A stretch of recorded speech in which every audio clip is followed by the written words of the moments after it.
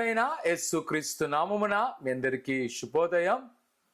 నేటి యొక్క వాగ్దానము లేవి కాండము 25వ అధ్యాయం 19వ వచనం. మీరు తృప్తిగా భుజించి దానిలో సురక్షితంగా నివసించెదరు. దేవుడైన యెహోవా తన యొక్క ప్రజలైన ఇశ్రాయేలును ఐగుప్తు యొక్క బానిసత్వం నుంచి విడుదల చేసి వారిని వాగ్దాన దేశాన్ని నడిపిస్తూ ఈ అరణ్య ప్రయాణములో అనేకమైన ఒడిదుడుకుల్లో వారు సొనుగుడు ద్వారా 40 దినాలు వెళ్ళవలసిన ప్రయాణాన్ని 40 సంవత్సరాలు చేసుకున్నారు. అనేక సార్లు వారు వారి యొక్క మాటల ద్వారా చేతల ద్వారా దేవుని యొక్క ఉగ్రతలో గురైనప్పటికీ ఆయన చెప్తున్న మాట చాలా చక్కగా ఉంది కదా. మీరు తృప్తిగా భుజించి దానిలో సురక్షితంగా నివసించేతారు. వారు వెళ్ళే వాగ్దాన దేశ విషయంలో కొంతమందికి అపోహలు ఉన్నాయి.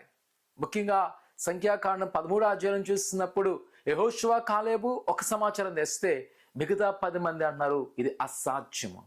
ఎంతోమంది వారికి అనుకున్నారు ఐగుప్తే బాగుంది కదా, ఎన్ని శ్రమల్లో మనకు చక్కని భూమి కదా, ఈ కానాను దేశం ఎలాగుంటుందనో. కానీ దేవుడు చెప్తున్నాడు ఇదిగో మీరు అక్కడ తృప్తిగా భుజిస్తారు, సురక్షితంగా ఉంటారు. నిజమైన ప్రసంగమా మనం చూస్తుంటాము వారు దేవుని యొక్క ఆజ్ఞలు వెంబడించినంత కాలము వారి యొక్క పట్టణము వారి యొక్క దేశము ఎప్పుడు ఫలిస్తూనే ఉన్నది. వారు అనేక మందికి ఆనాడే కాదు ఈ రోజు వరకు ఇశ్రాయేల్ దేశం టెక్నాలజికల్గా నూతన కనిపెట్టే విషయాల్లో ఇన్వెన్షన్లో వారు ఎంతో చక్కని ప్రావీణ్యత సంపాదిస్తున్నారు. ఎందుకంటే దేవుడు ఆ భూమి మీద వారిని ఆస్వాదించినాడు. ప్రేకుమానకు మాతే ఆనాడు ఇజ్రాయెల్ కాదు, ఈరోజు ఈ వాగ్దానం నీకుంది. నువ్వు భుజించి సురక్షితంగా ఉంటావు. ఎవరంటే దేవుని సన్నిధిలో. ఈరోజు యేసు మనతో ఉంటే మనకున్న చిన్న ఉపాధైనా మనకు తృప్తిగా ఉంటుంది.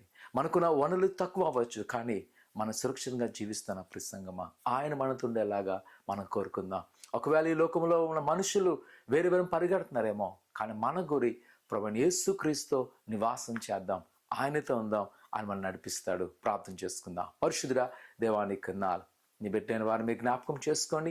నీ దైవాశీర్వాదం తింపండి. నీ కృపాక్షాలు దింపి ఫలింపచేయండి.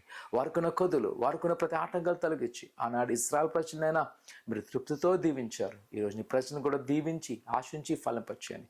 వారికున్న కొదులన్నీ తీసివేసి నీ కృపాక్షాలు దయచేయమని యేసునామమున అడుగుతున్నాం తండ్రి, ఆమేన్. ప్రభు మనకు తోడే ఉంటాడు, భయపడద్దు. ఆయన కృప మీతో సదాకాలము ఉండును గాక. ఆమేన్.